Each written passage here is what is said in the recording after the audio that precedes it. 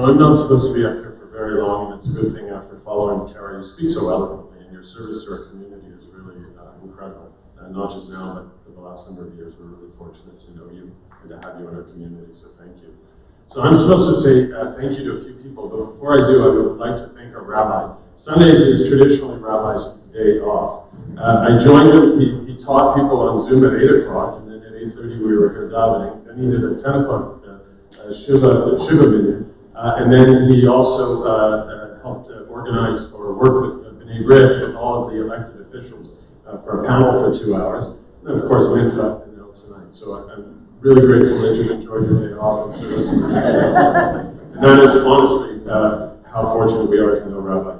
I also want to call on one other rabbi. You know, I feel so grateful to have always been able to travel to Eretz Yisrael and visit, as my Baba would say, the Koisel, a place she never got to visit herself. And of course, I know that good fortune is because of the service of so many young men and women, a number of whom are here tonight, who, unlike myself, who waited in line to go to bars in Winnipeg, were sitting in Lebanon. And tonight we have a rabbi who embodies the sword and shield of Zion, Rabbi Rabbi, who on October the 8th, it took him 24 hours. Of course, he didn't know the full details during Shabbos, so it really only took 12 hours. We received a text saying, I'm ceasing all my activities. I'm going to be going to Israel. It took him 3 days to get there, and he's in the Central Command in the south, supporting the mission to free Gaza from Hamas and to free Israel from the threat on its southern border. And Yishai, should say that we share nothing but love and kavod for you is an understatement. So we wish you.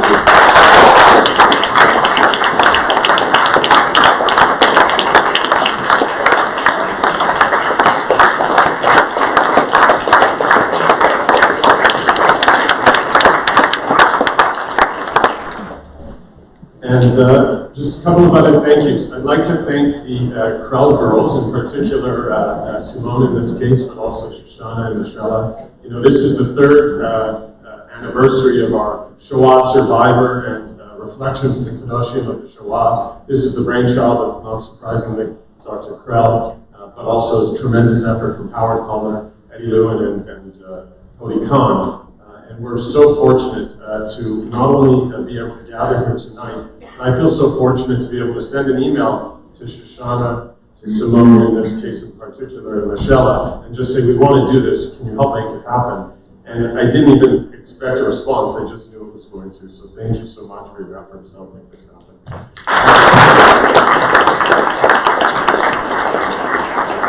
And then finally, you know, it's obviously, it's such an opportunity. You're all in for such a treat, and that's why I really should stop talking. But Rabbi Dr. Berenbaum, we had the privilege to hear on Friday night. He shared an incredibly compelling overview of not only the history of the Shoah and its relationship to our current situation, but just words of hope, which of course we are a people of hope.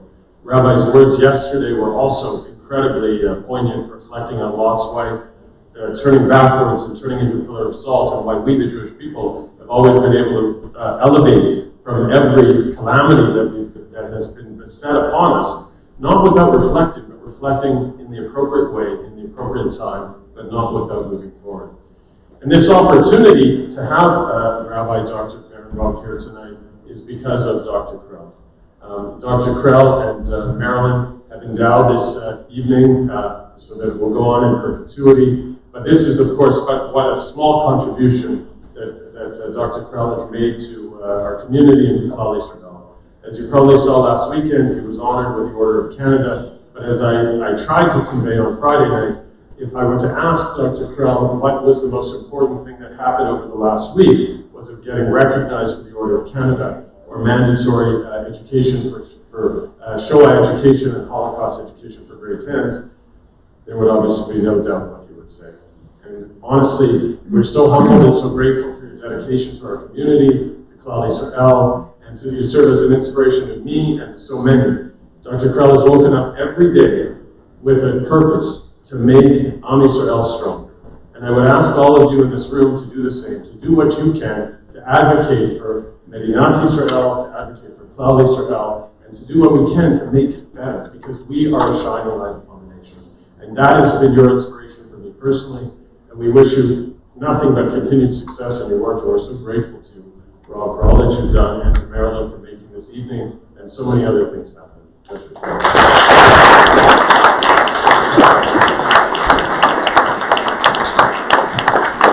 Am I welcoming Dr. Berenbaum? Yes. I am, okay. So without further ado, which I said twice now, Rabbi Dr. Michael Berenbaum, whose CV is so long we would be here until Kabbalat Shabbat, so I'll spare you, but you really are in for a treat. When I asked Dr. Krell, Robert, who we should bring in, what should we do, without hesitation, he said we should bring in Rabbi Dr. Berenbaum. He's truly an exceptional speaker. I've been desperate to bring him to Vancouver, and we're so blessed. Remember, we say on Yom Kippur, on Rosh Hashanah Yom Kippur, Rosh Hashanah Katenu Yom Kippur Yechatenu V'Yechia V'Yamut Mi Ba'esh Mi Ba'mayim. And Rosh Hashanah is written on Yom Kippur, is sealed. Who shall live and who shall die? And then a couple of words later, who by fire and who by water. And nothing linked to the imagination of the Jews and the subliminal imagination of the Jews. The Shoah and the state of Israel as much as the question, Miba Eish and Miba Mayim. One generation by fire, the next generation was not going to go by water in a very deep way. In 73, some of you who saw Golda will, and if you haven't seen Golda, it's worth seeing merely for the performance of Helen Mirren, and forget anybody who tells you the non-Jew can't perform the role of a Jewess. Anybody who's a great actress should perform whatever the hell role she wants. She's brilliant in it.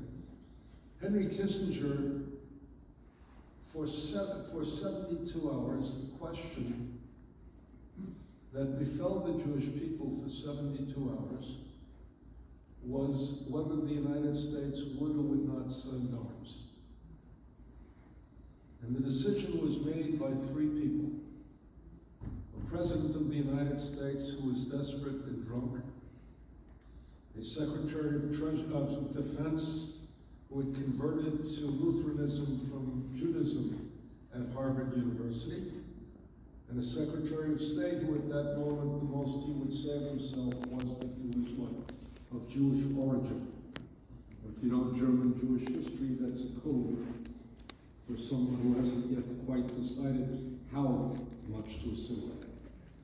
The United States has put major military power in the region, has warned off Iran, has warned off what is happening in Lebanon, has even brought in a nuclear submarine today, all in the open, which means that we are not alone.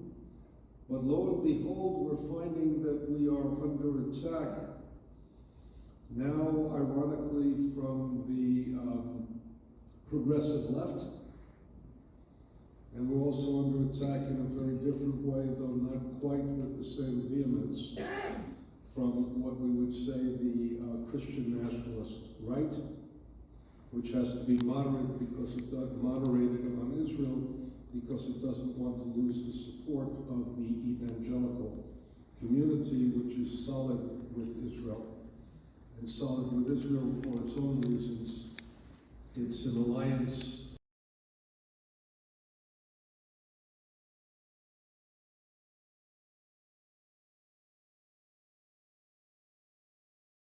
because they see the solidarity and the return of Jews to Zion as essential for bringing the Messiah.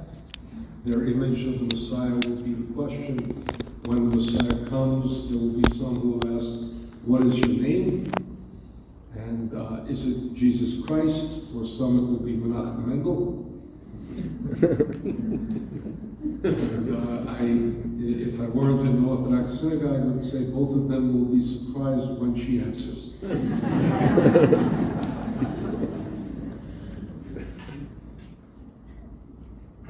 Let's talk about the shattering that occurred. The first shattering that occurred is in Israel. This was a pogrom that was worse than 1906, which is the Kishinev pogrom. And if you ask what the implication of the Kishinev pogrom was, very simply, it solidified those in Eastern Europe who saw that their future was elsewhere. And the debate was, where was that future going to be? Was it going to be in the land of Israel or in the lands of opportunity, meaning moving west and westward? So what brought loads of people to the United States, what brought loads of Jews to Canada, it set off a massive migration of unprecedented elements, meaning we can't live there, we have to live elsewhere. You would not have had the type of massive settlement of Palestine unless we had had Kishinev, and you would have had many less people coming to the United States and Canada because of Kishinev. 1938, look at the statistics in a very basic way. We spoke about this. More than 1,000 synagogues were destroyed, 7,500 businesses, 91 Jews were killed, 30,000 were sent to concentration camps. The scope of this pogrom was larger in terms of the number killed, and ironically, even in the vehemence with which they were killed, than either Kishinev or the November pogroms known as Kristallnacht. Normally, we believed that Israel was founded to protect the Jewish people from such pogroms. Israel had the task of protecting its own citizens from the pogroms. And remember, when you had Christian phalanges murder in Palestinian camps, the Jewish people held themselves responsible for those murders because they were in charge at that point. They developed the commission that held people responsible, and heads rolled in the aftermath of that. And ironically, Ariel Sharon was not allowed to be defense minister again. He later could become prime minister. But a whole range of consequences took place because the elemental responsibility of a government was to what? Protect its citizens and keep the Jewish people safe. And we were not safe. This is a crisis that occurs in Israel. People are saying openly they have no confidence in the government then, which is one of the reasons why the government then had to take in Benny Gantz into a government of national unity, and why when the Prime Minister addressed the nation, the Defense Minister also had to address the nation, and Benny Gantz had to also address the nation. Something that is almost unimaginable, because when the Prime Minister speaks, the nation should what? Feel that it's heard. So there's no confidence, and there's a whisper, which is a dangerous whisper, that they lost confidence in both Tzahal and in the intelligence services, because Israel's vaunted intelligence service should have known, must have known, could have known, and Lord dropped the ball. And that also dealt with the government because of the question of where resources were being allocated, whether to Judea, Samaria, the West Bank, or whether to Gaza. And Israel was caught with its pants down. It had $1 billion investment in a wall with all of the security apparatus of that. And that wall served the same function as the Bar-Lev line, which was to deceive the people of Israel that they were safe. And in fact, there was a preparation for this going on for a very long time. It also shattered the strategy that Hamas could be what? Could be bribed with money from Qatar and works in opportunity to work in Israel into being a little bit quiescent, and that periodically Israel would have to mow the lawn. That strategy did not work, And the first thing that we all should be able to remember as we're calling for a ceasefire was there was a ceasefire on October 6th, 2023, and one party broke that ceasefire. And if that party had not broken that ceasefire on October 7th, 2023, there would be no war. Hamas broke the ceasefire. Hamas broke the ceasefire knowing what the response would be. And one of the two parties has the responsibility to protect the civilian lives of Palestinians. And ironically, that party is not Hamas, but Israel, which is under tremendous pressure for how it uses force to protect the civilian lives of Palestinians. And Hamas's entire military doctrine and its entire shape of the way in which it's governed is the idea that they will use the hostage population of Hamas, of Gaza. They will use that as human shields for their operation, banking on the sympathy of the West for the underdog, the pressure on Israel not to damage civilian population, and not assuming any responsibility for the safety of their population. We are under the linguistic element, and it's what we might call, hopefully, either a necessary fiction or an aspiration that may not quite become true, of saying this is a war, and you have to use this language, this is a war of Israel versus Hamas. It's not Israel versus Gaza. It's not Israel versus the Palestinians. It's Israel versus Hamas, because at the end of time, the people living in Hamas will still be the neighbors of Israel.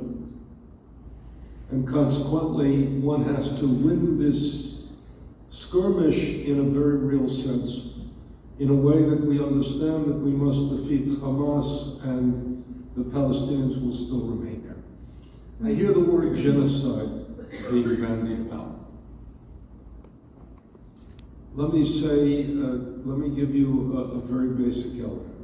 60% of the population, we are told, are children. If Israel's committing genocide, it's lousy at it. It's not genocide, this is war.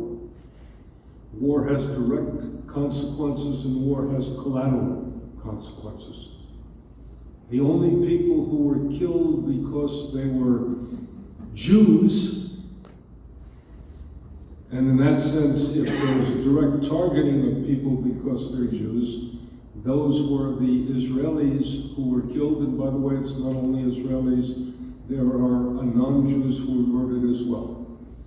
Now let's go back to the second part of that. That's Israel's drama at this moment. It's a drama we're seeing played out. It's played out all over the place. And again, any call for a ceasefire means that Hamas emerges victorious. That's different than a linguistic division that's being made among diplomats, which is a temporary halt for a humanitarian corridor. Ceasefire, no. Halt for a humanitarian corridor. Israel has now established a humanitarian corridor going through, and they've even highlighted the roads that are being taken for that humanitarian corridor, and that is giving us certain alleviation. Remember something else, that Israel is not occupying Gaza. Israel left Gaza in 2005. It left Gaza under the assumption, and it left Gaza unilaterally, dismantling 8,000 Jewish settlers, leaving Gaza under the assumption that if it left Gaza, then the Gazans would take control of their lives and decide that they wanted to live alongside Egypt and Israel, who are their neighbors. Egypt is as much opposed, no matter what it says publicly, to Hamas as the Jews, even more, because Hamas is allied with Muslim Brotherhood, which is an enemy of the current government of Egypt. And we are not the only ones who are keeping pressure on Gaza. Gaza has two neighbors, Egypt and Israel. And if Israel has shut down its border with Hamas and with Gaza, the Egyptians have not been forthcoming with their border, and that has to go through in its own way. Again, let's remember that. The enemy of Hamas is allied with the Muslim Brotherhood. Egypt and Israel both have a strategic interest in the defeat of Hamas. And you have to watch the nature of it. Now, by the way, that you have to understand, that's called a leadership strategy. The people are in a different place, and the Arab street has to be dealt with in a particular way. About peace. Why did the invasion occur now? And the answer to that is very, very, very simple, because it appeared that Saudi Arabia was going to establish a certain type of peace with the state of Israel, non-belligerency, a certain type of recognition, or something also called normalization. Now you have to understand that I've been writing on this for 40 years. The dream of Zionism was that, of secular Zionism, was the Jews would become a normal people. A people like any other people. What is a people like any other people?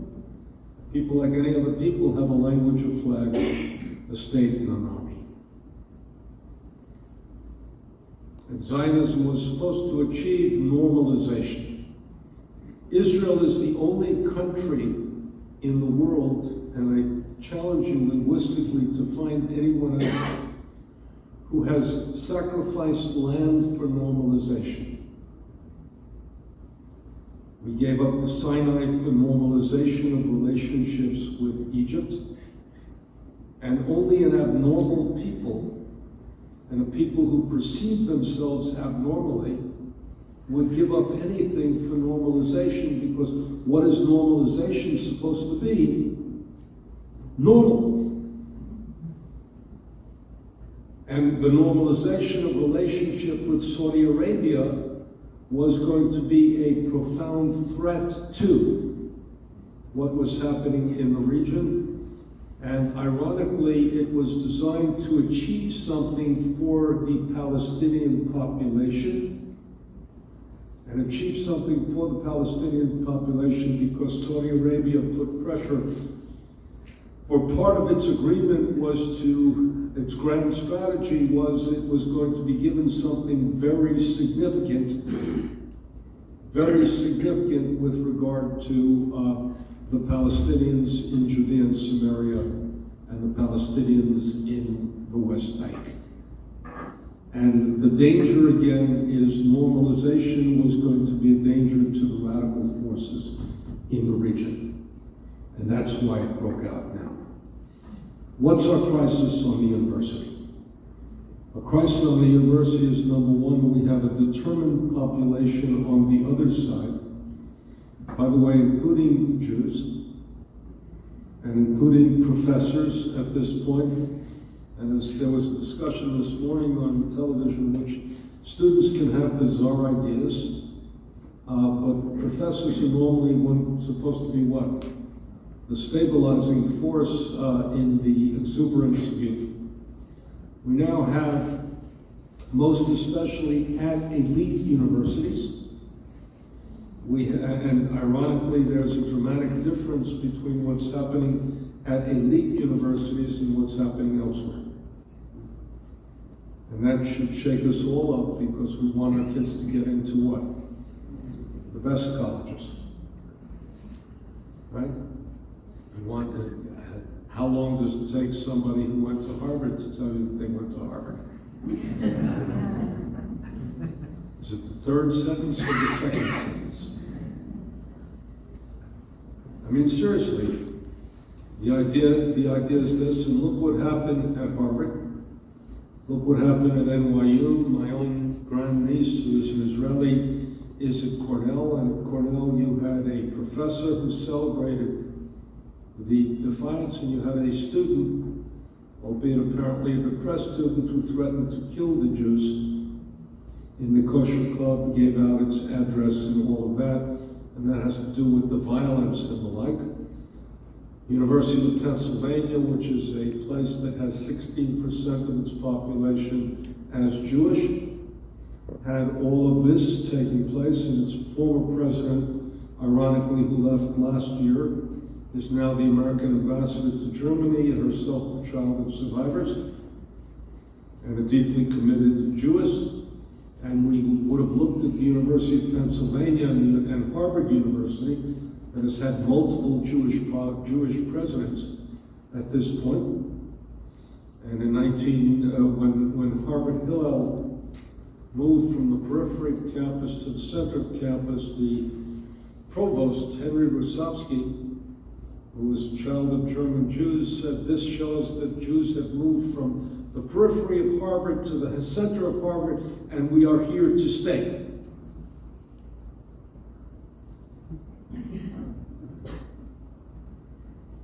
So what do we, and let's go back now to 5 basics for a moment.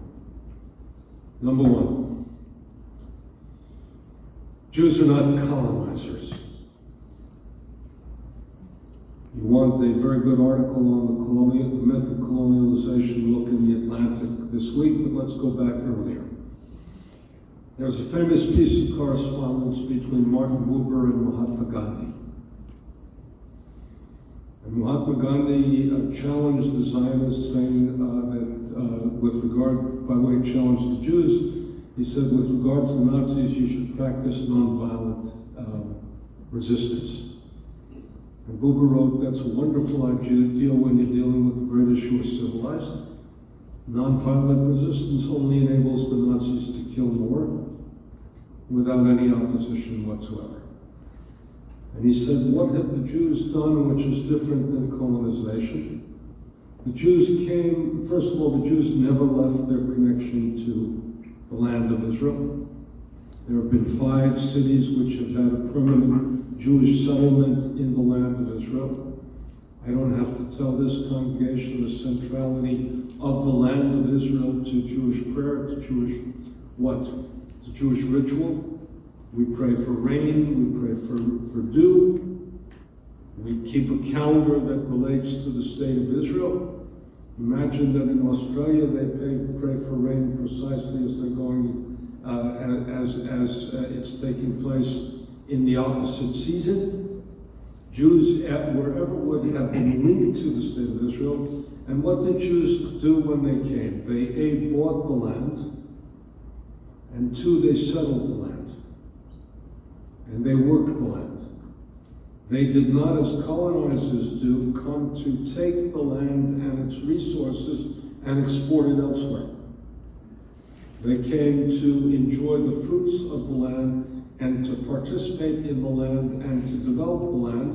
And they came, in Buber's terms, l'avda l'shamra, to work it and to guard it, really protect it in a very real sense. That's the opposite of colonization.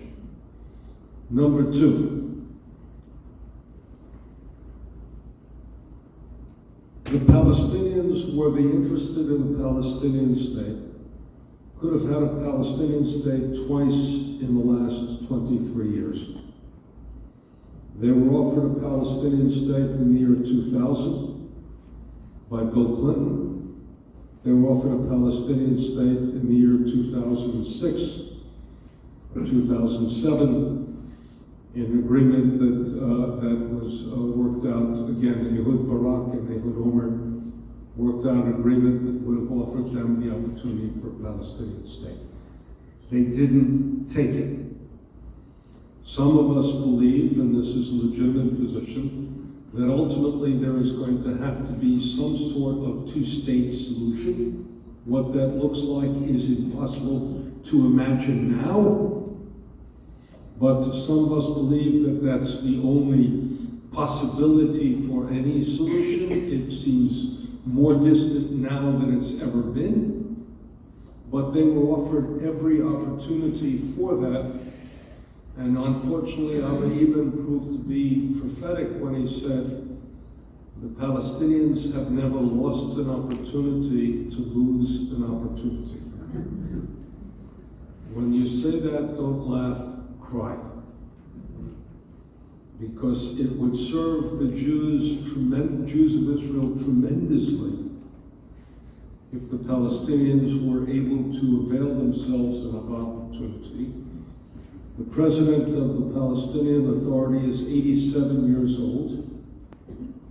And frankly, if there's something worth dying for and you're 87 years old, you should be willing to offer your life for that. It's what Rabbi did in his way, understanding the dangers. An 87-year-old has not that much longer to live, that there's not something he could do. Palestinian leadership is weak, it's corrupt. And by the way, in part, it's also weak and corrupt because that serves certain interests in Israel as well, and part of the bribing of Hamas was to weaken the Palestinian Authority, and that also appears to be a terrible weakening. Third point, which is that essentially you cannot deal with war at this point without significant civilian casualties. And Israel is taking significant steps to avoid that, but it's unavoidable. And the United States of America knows that very well, because we saw that in our battle with ISIS, we saw that in our battle in Iran, we saw that in Iraq, and we saw that in our battle in Iraq. And by the way, the battle in Syria, and if you look at civilian casualties, which the world has been silent about, 500,000 people have been killed in Syria. Without this hysteria by the Syrian government and those forces, right? And they weren't what? They weren't at war, they hadn't attacked. 500,000 people were killed in Syria, and you haven't heard what? A skirmish. So I think that again becomes a very significant thing to remember. What do we have to do? And this I'm going to speak tomorrow with King David. We cannot let our Jewish students go out into the world without knowing the history of the state of Israel and the history of Zionism. We need to be informed. Secondly, we can't let them go out into the world or be in university without understanding that they need solidarity with each other and the ability to withstand and be tough. This is not going to be easy times, and it's time for us to call forth a certain type of Jewish toughness and Jewish resilience. What does that mean? It means for Jewish professors, it's a time to speak out and unify. It's a time for us to support our students. And for Jewish students, it means it's a time to reach out to each other and a time to support that. We can't raise a generation, and this would be catastrophic, especially for those of us who have lived through the opportunities we've lived through. We can't raise a generation that's scared of being Jewish. You know, Rabbi said something the other day that was really very interesting and very profound. He said the other day he met on the street a black man in full regalia, and he walked up to him, and the rabbi was frightened as to what the confrontation would be. And he said, "You're wearing your people's uniform." And then what he said is, "It takes courage for you to wear your people's uniform, did I hear you correctly? Because you're white, and you can pass." I don't want our Jews to pass. I want our Jews to be proud and to be tough and to be confident enough to accept that what? The animus that's going to come their way because they're going to be told all sorts of things, but to have the human capacity to respond to it. I've been arguing, ironically, without much success, but I may get success now. I've been writing for 10 years, actually for 20 years, that rabbinical students have to study the Quran. And no rabbinical school teaches the Quran. But I'm saying, and I said this because one of my children became a rabbi. And she became a rabbi in June of 2001. The first week in the pulpit was the week of September 11th. And the first congregation she had to address was a congregation of Jews reeling with September 11th. Thankfully, or not always thankfully, but she had a father who worked through it and who had studied the Quran. And interestingly enough, and I'm not going to read it to you today, the Quran understands that Jews have a tie to the land of Israel. It has no objections to Jews being in the land of Israel, including the equivalent of Rashi on the Quran. Though people misuse the Quran at this point, and people also don't understand the nature of this. If we're going to be engaged in religious warfare, then Jews can't go into religious warfare unarmed. And the greatest armament we have, Israel has physical arms, the greatest armament we have are intellectual arms. And therefore we have to know this tradition, understand this tradition, and understand the degree to which this is an aberration. And we also have to understand, again, as I said Friday night, that Jews have to believe threats, because somehow the people who threaten us try to remain faithful to their threats, more faithful than those who have promised us things.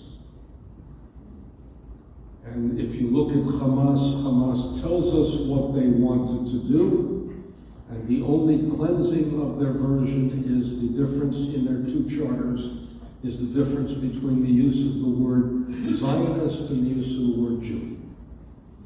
They initially used the word Jew, they later used the word Zionist, and the idea is to assume that Zionism somehow is something else. What is Zionism?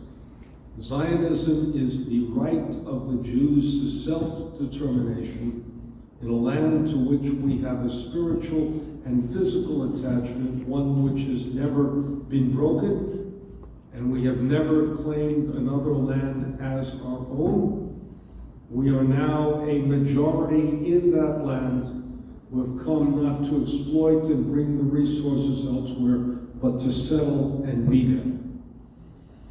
What is the link between Zionism and anti-Semitism?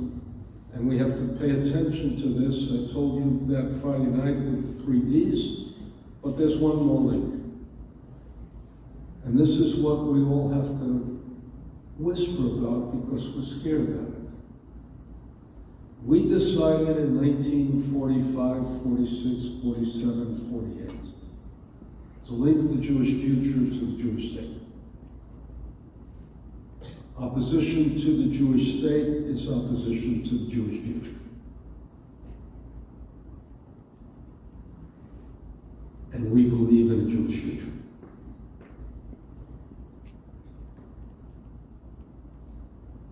Last point. this is an earthquake. The ground will not settle. Not for a while. Earthquakes give the opportunity to build in a different way. Nobody can tell you they now know what way we're going to build. And the other thing we should also say is that, and this is a danger, and it's a double danger in this. On this, we have to focus on. Let me step back.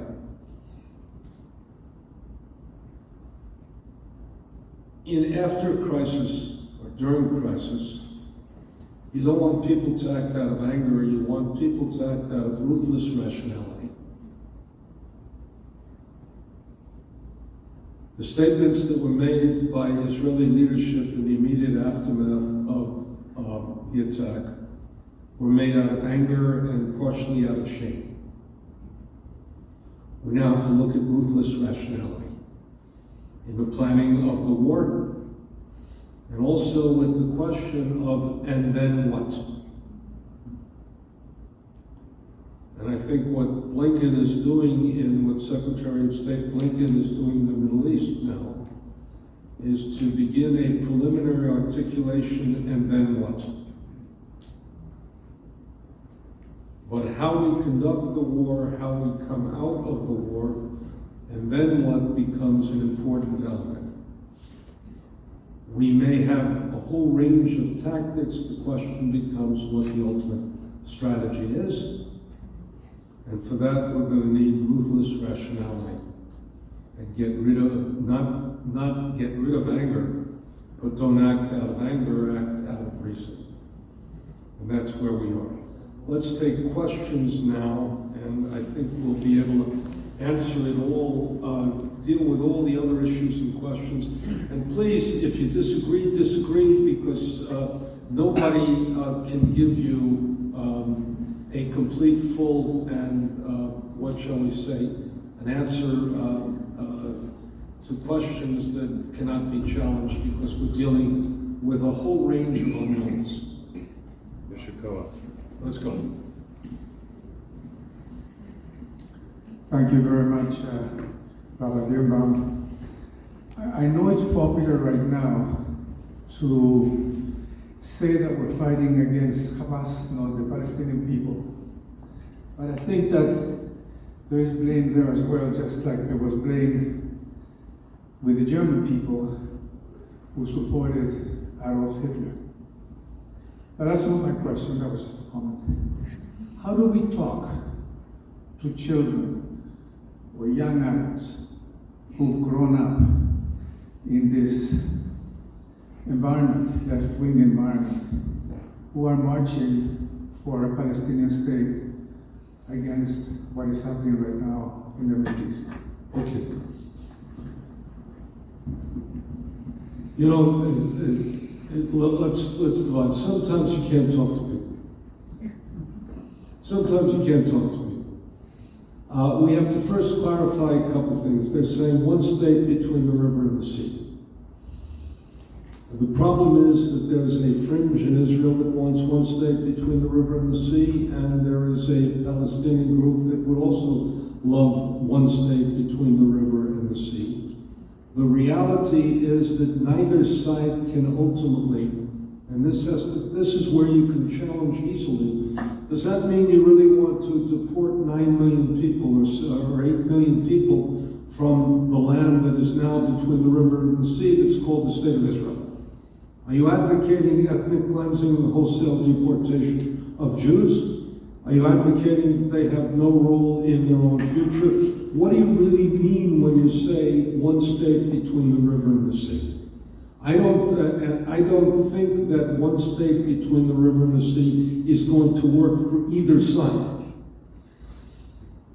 And that is the reason Israel, let's go back very basically. Why did Sharon withdraw from Gaza? Sharon withdrew from Gaza for very simple demographic reasons.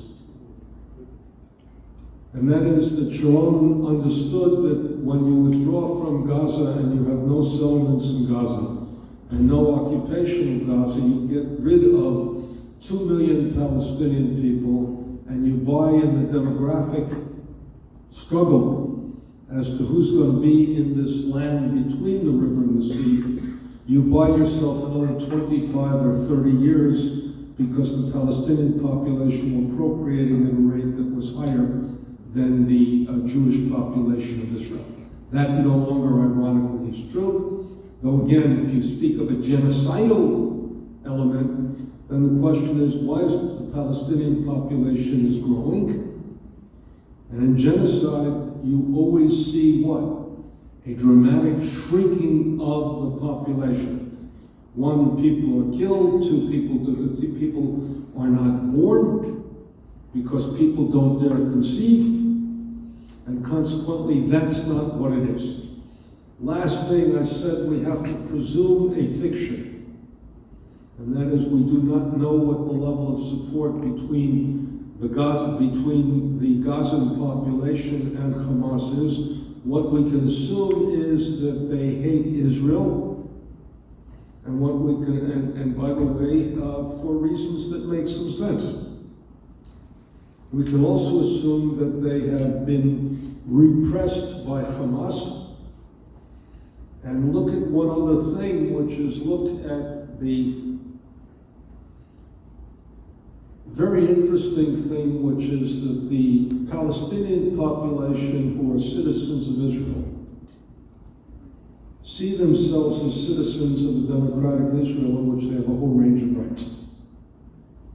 And they have restrained themselves in their identification with the Palestinian cause, and were given the opportunity of going, as it were, becoming citizens of a Palestinian state or remaining citizens of Israel. They have overwhelmingly said they want to remain a citizen of Israel, meaning that they believe in minority rights.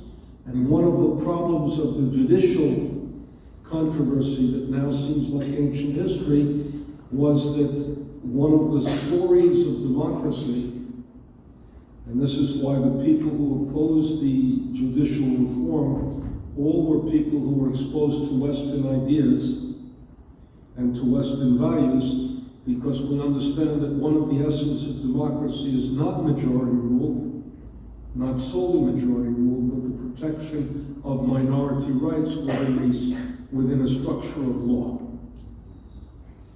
And consequently, we have to see that. How do you talk? You talk openly, you talk candidly. And one of the other things you have to do also is that this generation has to talk to the younger generation as to what Israel means to it. And I think we all are feeling very deeply, very profoundly, how much Israel means to all of us. And that has to be shared because it's one of our core values at this point. It's one of our core values as Jews because we only imagine the Jewish future with the state of Israel. And I don't know anybody who's given thought as to what a Jewish future looks like, God forbid, without the state of Israel. Our kids have to know that. By the way, our enemies have to know that. Other questions?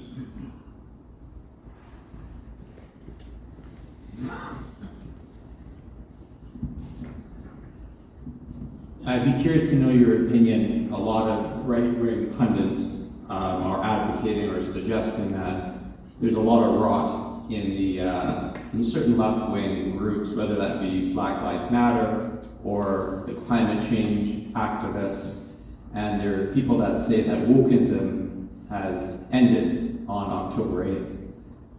I'm curious what you think about that, and I'm also curious for those that would tend to support those initiatives on campus and for Jewish students, how do they react to that?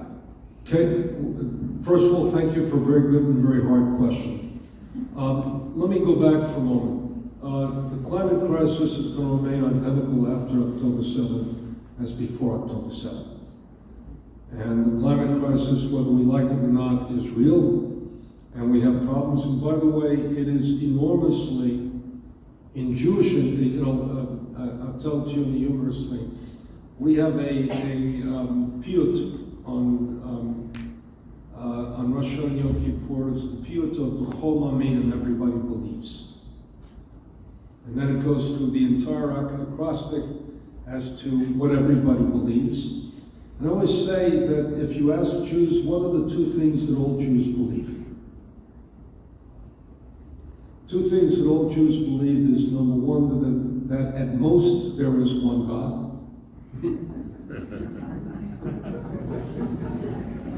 And that is, if you have plenty of Jewish atheists, you do not have many Jewish polytheists. And the second thing we all believe is we need an energy policy. And the reason for that is because of the allocation of natural resources. Look, I believe Black lives matter, but I also believe that all lives matter. And the issue becomes Jewish involvement in that goes back to something very interesting. We are experiencing exactly what was experienced in the 1967 war, when all of a sudden, all of the Jews who had been involved in the ecumenical movement found that people were whom they had been deeply involved with and deeply in conversation with and deeply in value struggles with, seeking a certain type of thing, were no longer hearing their concerns. It happened ironically with the free speech movement at Berkeley, where one of the leaders of the free speech movement at Berkeley was married to a Jewish woman, who all of a sudden discovered how deeply and profoundly she felt for the state of Israel. And her own husband had to learn what his wife's values were. So we have a problem, which is that the progressive left sees this issue in a way radically different from us. That for some on the right wing is offering hope that finally Jews will turn to the right wing and go with the interest of the right wing. The right wing presents certain problems to Jews, and I can only speak about an American context. Number one, because many of them are involved in a white Christian nationalist movement, which wants to create America as a white Christian society, and that we're not part of, and they don't see us as part of it. And the other part of that is that there is an isolationist wing of the Republican Party. And the third issue with that, ironically, is the question of whose leadership do you want and who is Donald Trump, and what has Donald Trump added to the American discourse. And one of the elements that Donald Trump has added to the American discourse is a good deal of venom, a good deal of hate, and a good deal of anger. And that has not been good for any minority group and not good for the Jews. Remember, there's and you have an anti-Semitism of a peculiar element from the right as well as the left. So a woman like Marjorie Taylor Greene, who was a congressman from Georgia, spoke about Nancy Pelosi's gazpacho police. Poor woman has never had gazpacho, and she doesn't know the distinction between Gestapo and gazpacho. She also made the statement about the Rothschilds setting from laser beams from outer space, setting fire to the California woods. So we are hearing anti-Semitism on that side dramatically. We're also hearing something else, which is an elevation of the temperature. Let's give you an interesting example. We had a president of the United States who spoke about the George Soros-sponsored invasion from the south of the United States of America. Soros becomes the boogeyman, who is the echo of the all-Jewish power. A 90-year-old Hungarian Jewish survivor all of a sudden is capable of moving all of these populations from Latin America to the border between the United States and Mexico. So we have anti-Semitism on both sides. You're going to see the Jews choosing sides, but the Jews are choosing sides against, number one, extreme right-wingism, and number two, extreme left-wingism. And we're not finding ourselves, especially those who've been involved in progressive politics, we're not finding that hospitable and you're going to see a considerable loss of support for progressives, and you're going to see primary challenges to progressives taking place by more mainstream populations. I can show you 3 cases in New York City of that taking place. I can show you a couple of cases elsewhere, and you're going to find a good deal of support against that. And frankly, if you look at raw political power, we have to take 1 or 2 people out because of their radical support for those progressive causes. And you're seeing strong opposition by former supporters of Bernie Sanders, who's using his credential as a progressive and as a Jew to argue for a ceasefire without the political awareness that a ceasefire is advocating Hamas victory. Let me say one more thing, which is that we're also seeing real world consequences to this. Support man who wrote a $50 million check to the University of Pennsylvania last year wrote a $1 check this year. Does that call the attention to the president of the University of Pennsylvania? And he's chairman of the board of Wharton, the most prestigious business school of the University of Pennsylvania. You have a whole range. You have law firms that have now said to Harvard University, please don't send us anti-Semites. You have rescinding of jobs taking place. You have an exercise now of people who are saying, if we're not going to hire somebody who says the N-word, we're also not going to hire somebody who uses anti-Semitism. And that's a free exercise of power. You have a right to a whole range of rights, but you don't have a right to a job. Certainly not a right to a job by the prestigious law firms and prestigious medical schools, prestigious internships all the way through. And Jews have to be tough, and people have to understand that we have some power. We're going to damn well exercise that power. And I'm not quite polite about it. Amen. I'm going to take one more question tonight, because I don't want to cause us to be anti-Semites by being here too long. Rabbi, let me make one suggestion. I would like you to take all the questions, you'll get one answer. Do it backwards. In other words, anybody has a question, ask it, I'll write them down. You'll get one short answer to all of them. Okay. Just somebody give me a piece of paper. So, Michelle, we'll start with you. What do you think the influence is of Qatar donating $7 billion to these Ivy League schools? Okay.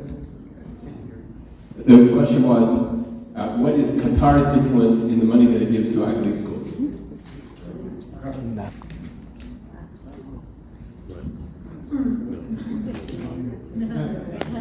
In Canada, there's been a class action lawsuit against universities here. I'm just curious about your view on that and whether that would work in the US as well.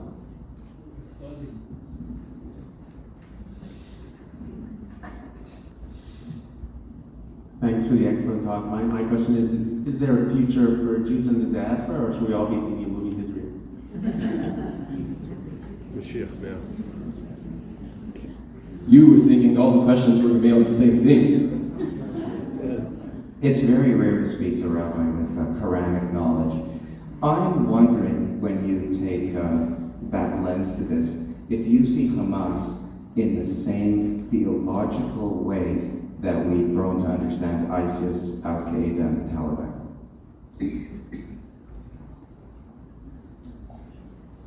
Okay. Any other questions? 2 here. 3. You'll be glad to know that there's a group in Vancouver of proud, tough, and confident lawyers and advocates who are starting to meet to discuss what we can do to turn the tide of anti-Semitism locally on campuses and maybe beyond. It's a big problem here as it is everywhere. So we're meeting tomorrow for the first time. Aside from some of the things you've mentioned, I'd be really interested to know on behalf of everyone who's involved in this, is there anything else, any other advice you can give us as we embark on this? And I'll put in a plug, if anybody wants to join the group, we're taking names. anybody who's a lawyer, a law student, a grad of law school, a good advocate, a good writer, let me know and we'll add your names to the list. Thank you. Thanks. Rabbi, I wanted to know if you're aware of any appetite from the law enforcement around the United States and possibly in Canada to clamp down on the hate speech which has been spewed across the campuses. Certainly in Canada, there doesn't seem to be any police involved in trying to put a stop to that. Okay.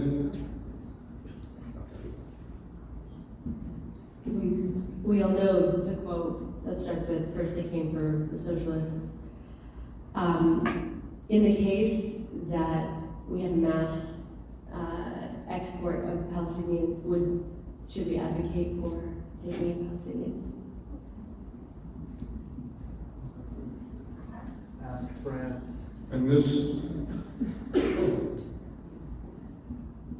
other than like basic anti-Semitism, I might have just missed this, but why exactly is Hamas attacking Israel?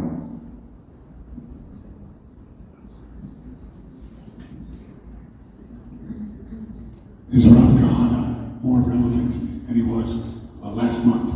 And should he be finding more place in curriculum? Oh, okay. Question about Mayor Kahana.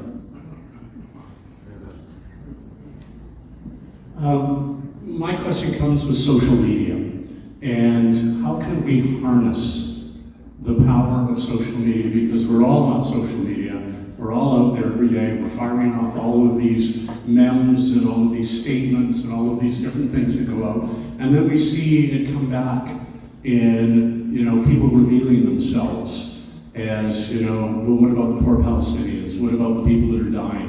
And how do we harness the social media to start winning some favor for the people that were slaughtered and what we're trying to do for the Palestinian people? okay.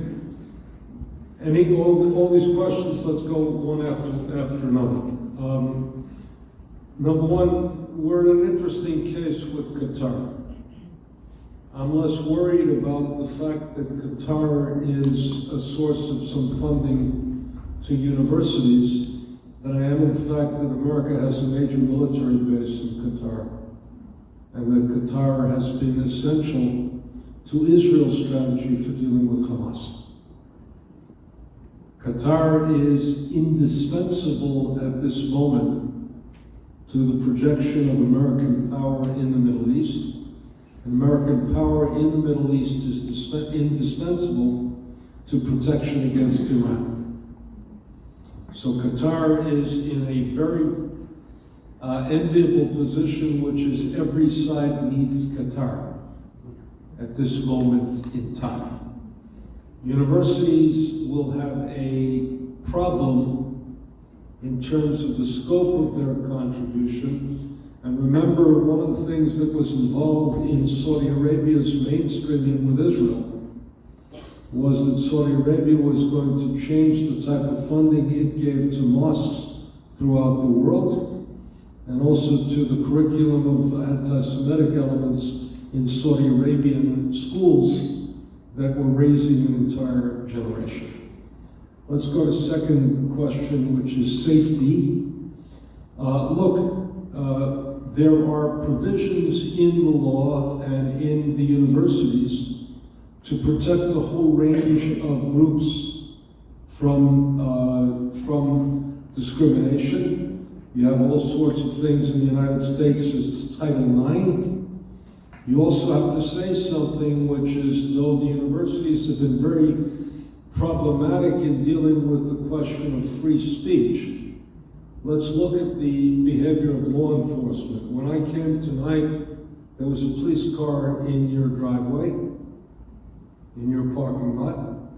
The police have been unbelievable in their presence at Jewish institutions. And the other thing is the FBI caught the guy at Cornell within 24 hours.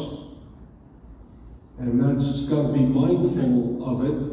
So the police have been doing it, and the director of the FBI in the United States has warned that anti-Semitism is enormously on the rise, and is he's also warned that there's a danger of domestic terrorism in terms of attacks against Jews. Let's go now to Hamas, ISIS, and Al-Qaeda and the like. All of them are messianic, apocalyptic versions of Islam. There's a fundamental problem with Islam, which is the question that Israel, to some elements of Islam, poses a dilemma. Islam has the notion of Dar al-Islam and Dar al-Arab, the land that was Islam and the land that is alien. That is a problem not only in Jerusalem, it's also ironically a problem in Spain. But you have to understand that Spain is on the back burner. Jerusalem is on the top burner. And we should say polemically and understand that there is no mention whatsoever in the Quran about Jerusalem. I don't know all of Tanakh by heart, but I can count hundreds of references in Tanakh to Jerusalem, and there must be somebody in the concordance who can come between Jerusalem and Zion, etc., etc. And I could probably recite 150, 200 by heart. Between us, we probably could get into the range of 800 to 1,000, and we'll give credit to the Rabbi. He may be able to come up with more, but it's essential and the like. Problem with moving to Israel has been that Israel is now the single most insecure place for Jews to live. Let's be candid. We had thought that Israel was going to quench the fires of anti-Semitism, and we have to live with the question of Israel can also what fan the flames. I was on the phone with Israel 3 times today. 2 calls were interrupted by sirens. Now, that doesn't mean that that's a tolerable situation, it's an intolerable situation. But one of the dilemmas we're facing, and I'll go whisper it, it's not very safe to be a Jew anywhere.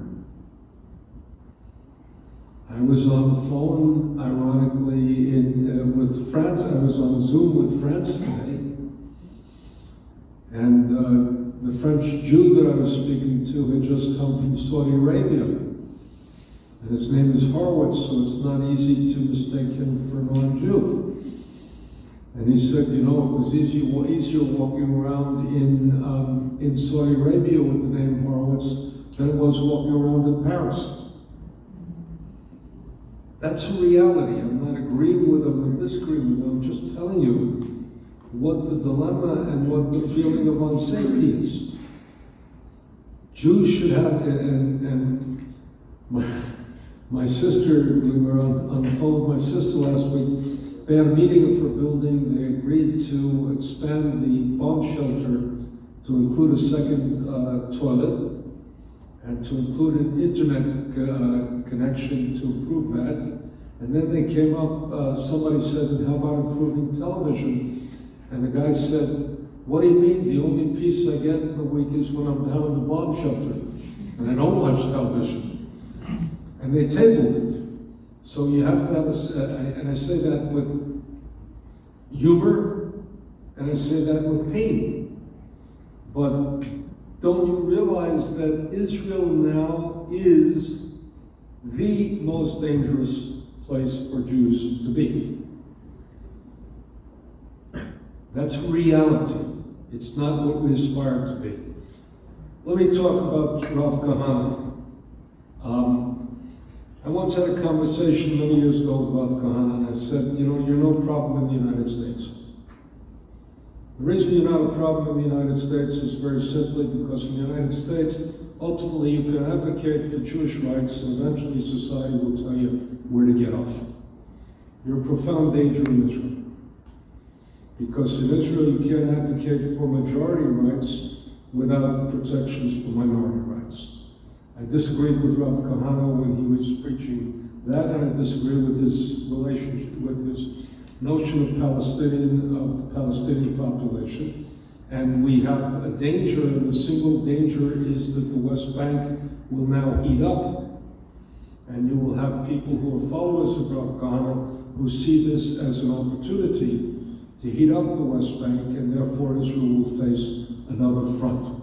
I'm looking for a religious point of view and a religious perspective that is both alien to Rav Kahana's teaching, and frankly is a post-Rav Kook type of religious thinking as well.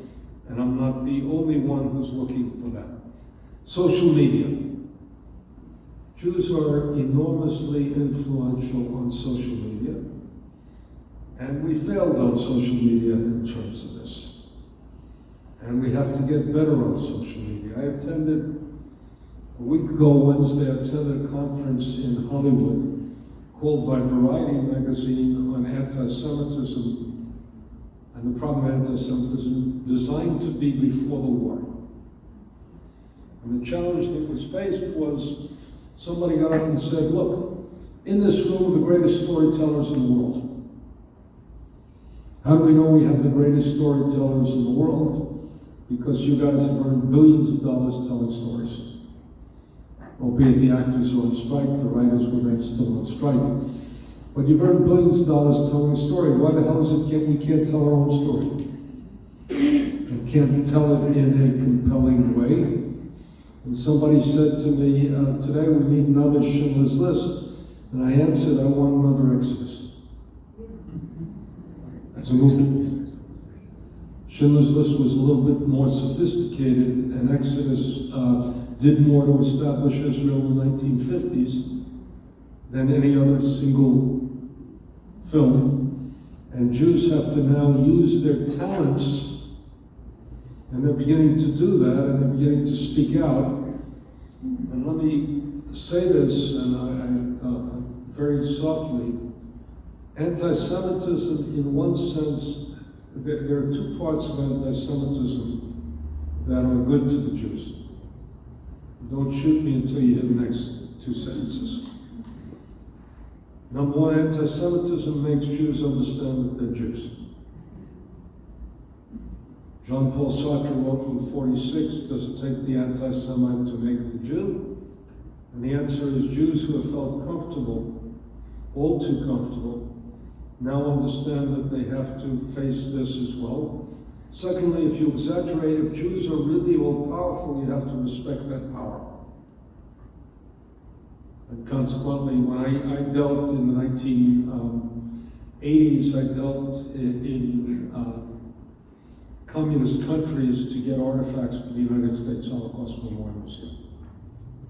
They had built their future presuming that the Soviet Union would always be in power. We came along as they were desperate for an American connection. They believed Jews controlled America. We came along as a Jewish-themed project. We were able to get all these artifacts because they believed all Jews were powerful, and that Jews were all powerful, and we were wise enough not to tell them otherwise. So if you fear that Jews are all powerful, I want you to continue to fear that Jews are all powerful, and let's not allow them to lose that illusion. Jews are the canary in, this is Niemoller, Jews are the canary in the mine. You want to know if a society is healthy, see how it treats its Jews. What is a canary? A canary understands the lack of oxygen earlier than it affects human beings. When Jews are targeted, the society is fundamentally unhealthy. And I don't have to tell you that we're living in a world which is fundamentally unhealthy. And which is fundamentally terrible. When somebody asks me how I am, I say, you mean aside from the world? And sometimes I say the joke in America, you know, aside from that, Mrs. Lincoln, how was the play?